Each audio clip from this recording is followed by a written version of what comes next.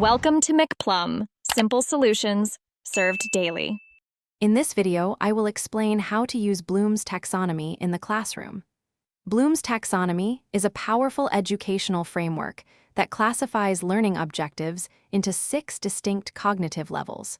It helps educators structure their teaching and assessment methods to foster deeper understanding.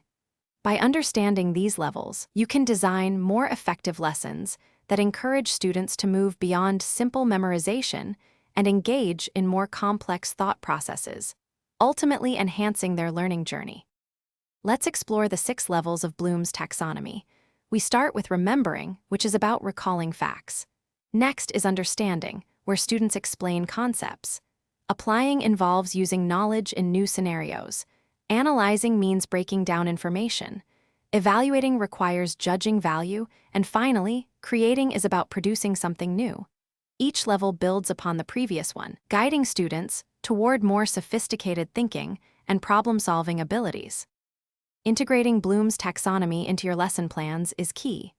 Begin by crafting learning objectives that clearly target specific cognitive levels, from remembering to creating. Then, select diverse instructional strategies that engage students at each of these levels.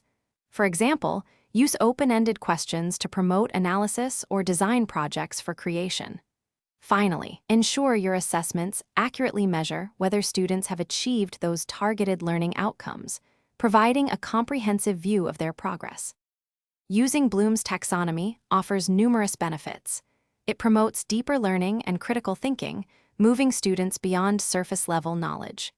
Teachers can develop a more balanced and comprehensive curriculum, addressing a wide range of cognitive skills. It also aids in differentiating instruction, catering to the varied needs of all learners. Remember to regularly review and adjust your activities, ensuring they continuously challenge students and foster their intellectual growth throughout the academic journey. Thanks for watching. Stay juicy and subscribe.